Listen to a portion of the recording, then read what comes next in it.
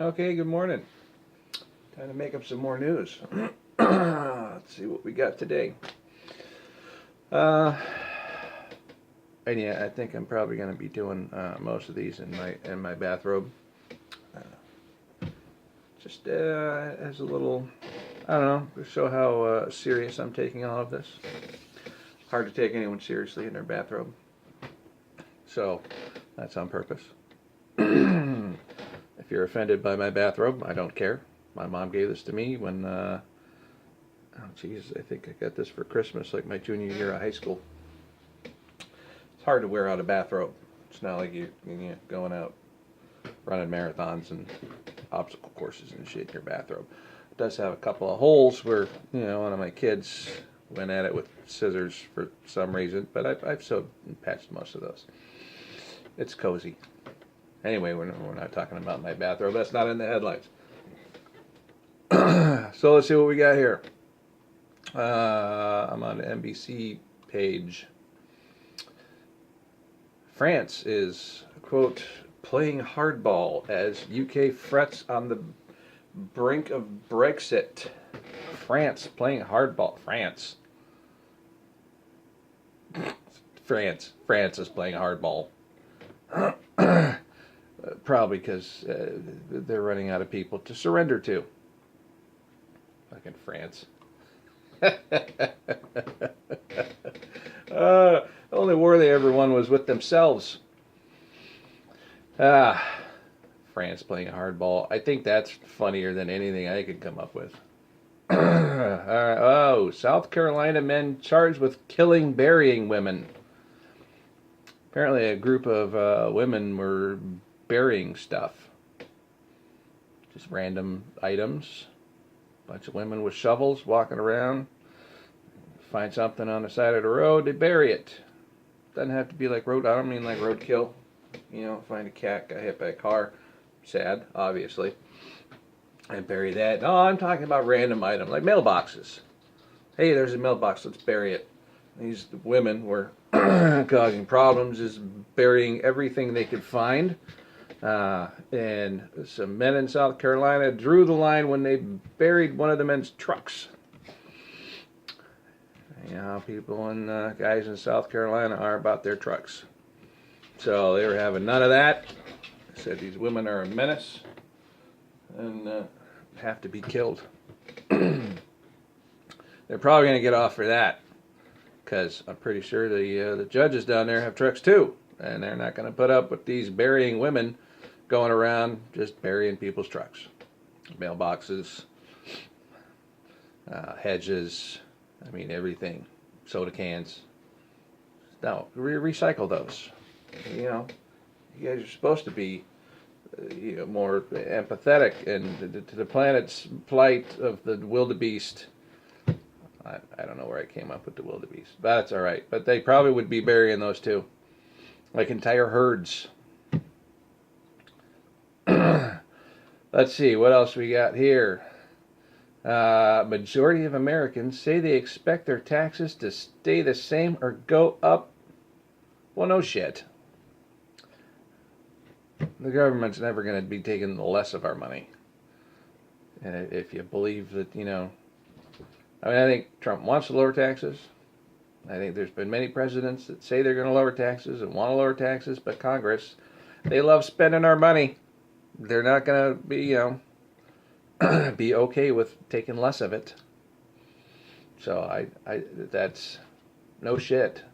We expect our taxes to stay the same or go up because they want them to go up. And then we got some people fighting to at least just keep them the same.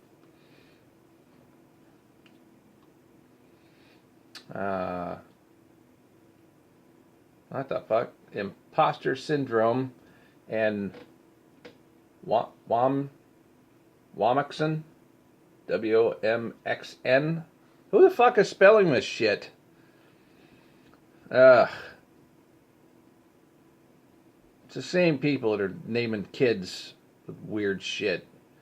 I did see a thing, and this was an actual story that I'm not twisting to try and amuse myself with. where some woman named her kid like the entire alphabet, a few numbers put in there. I mean, it was like 11 pages worth of just fucking random letters and numbers in a row. And it's her kid's fucking name. Just so she could be in the Guinness Book of World Records of having the fucking longest name ever. And now this kid's got to fucking write 11 pages worth of shit at the top of her fucking homework every goddamn day. I mean, as a teacher, fuck, if I'm going to assign an essay, I'd tell this kid, just write out your full name. Haha. And then have your mom do the same for being stupid enough to give you a fucking 11-page goddamn name. What the fuck is wrong with these people? A radio station becomes a lifeline for endangered indigenous languages. What? They said, so they just, is it like talk radio for languages that they think is going to be endangered indigenous languages? Like it's all in Swahili and Navajo. I don't know if either of those are endangered, but those are indigenous. That, I don't know, that sounds like a cool idea. I think if they switch, oh god, that would be a fun way to fuck with people. Just switch the language on the radio station like every 10 minutes. You know, now it's Kiswahili, now it's Belgian, now it's Navajo, now it's Tagalog. You know, now Farsi, that's not really endangered. But just keep switching so that nobody listening can understand anything but about 10 minutes out of the entire day. That would be kind of funny. Because you'd have people sitting around listening, you know, all around. You imagine people just fucking sitting around all around the world with their sideband radio. And it has to be on sideband. No satellite shit, because, you know, people out in the jungles of Borneo with their little hand crank radios listening on the sideband for Borneoese, or I don't know what they speak in Borneo. Listening for something that they can understand, and they have to have like one guy in the village always listening to the radio, so he can like shout out, "Hey, it's our turn! Hurry, everyone, come to the radio and listen for the 6 minutes since it took everyone 4 minutes to get here." I don't know. I mean, that's kind of cool. But I also think that would be a really fun way to fuck with people. NBC's got, they had their chance. Not enough funny stuff on there. Let's see. No, I don't want to see that. She lived for 99 years with organs in all the wrong places and never knew it. So a 99-year-old woman's been arrested for having all her internal organs in the wrong places and not knowing it. I don't know how they're going to make those charges stick. I don't know if it's illegal to have your stomach on the slightly to the left or the right and have the kidneys too high or out in the front. Why is that a fucking news story? She lived for 99 years. Obviously, the shit worked. So even if she did know it, what difference would that have made? She was on a dream vacation, then was kidnapped. Oh. Okay, so this woman was on her dream vacation, came home, went to gather up her mail at the post office, and was kidnapped after her dream vacation. So at least she got her dream vacation, right? Then came home and got kidnapped. And when they realized it was a 99-year-old woman with her organs in all the wrong places and didn't know it, they just let her go. They're like, Shit. Man, the news is going to be all over this. We should have picked somebody a little less unusual to kidnap. Alright, Beto O'Rourke calls Netanyahu a racist. Beto O'Rourke. Now, this is that Irish guy who changed his name from like John to Beto so he'd sound more Hispanic to Hispanic voters down in Texas. But the, what is he? What do they have? Prime Minister, President of Israel, as a racist. Huh. Okay. Pot. Kettle. I don't know if Netanyahu's racist. I don't think I've heard any racist things come out of his when he's just trying to protect his country. And I don't think that the people, a lot of people confuse race with nationality. A nationality can't be a race. A religion can't be a race. Let's say if you say anything slightly negative about Muslim jihadists, that makes you racist. Muslim's a religion, it's not a race.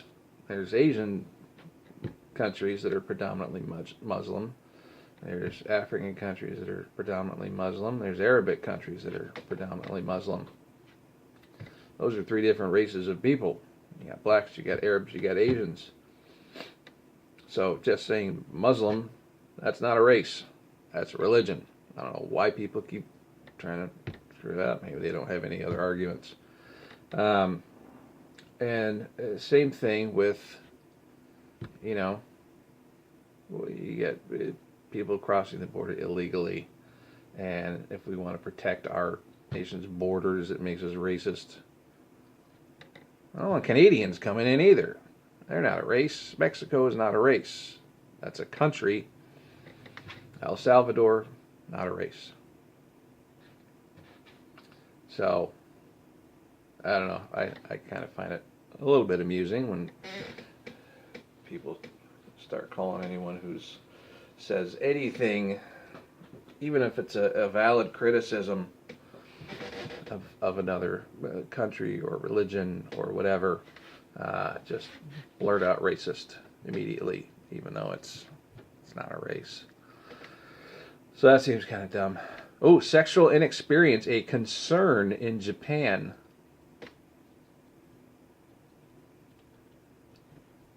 So who's not having the inexperience? Well, guys, I guess people need to get laid more in Japan, then they'll get more experience.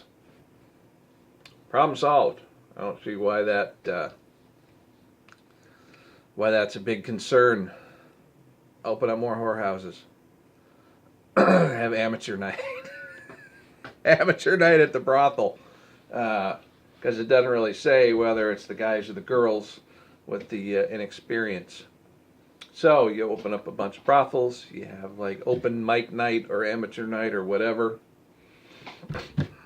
Lots of fucking going on. And that kind of solves the inexperience concern in Japan.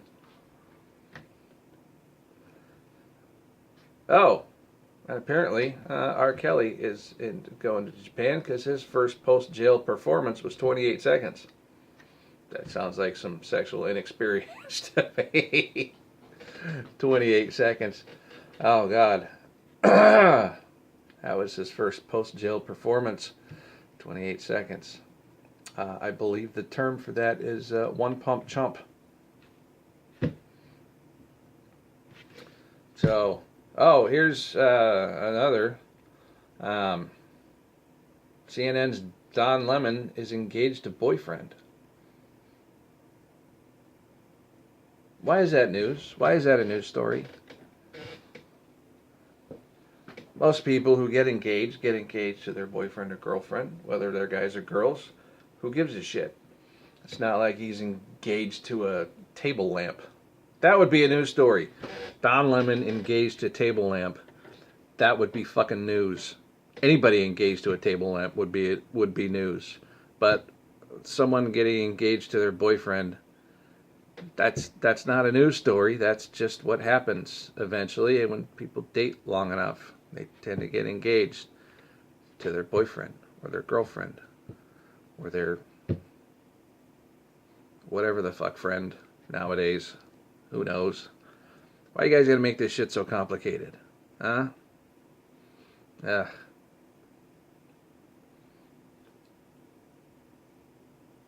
Now wait, here's the one from yesterday or day before. Fuck, I don't know. I've only done 2 of these and I'm already losing track as to which one was which. But as she drove her family off a cliff, her wife looked up how much they'd suffer.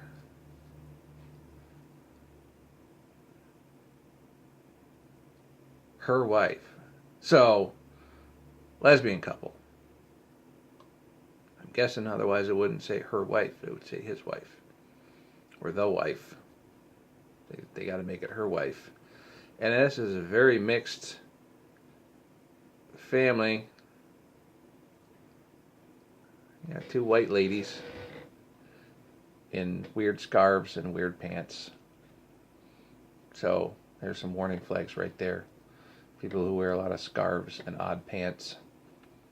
And shirts over other shirts. Why did I mean, I get the whole layering thing, but everybody, the whole freaking family. And it's like 3 boys, 3 girls.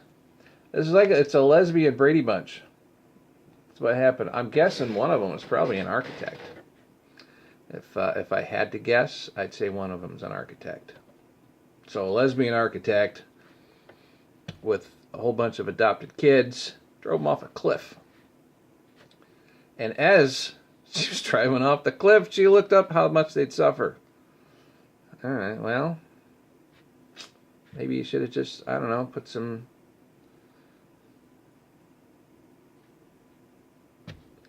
maybe you should have chloroformed them first or something like that. I don't know. A lot of this just seems fucking stupid. Alright, well, I'm going to call it there because this is getting too long. So, that's some of today's news. Have a good one.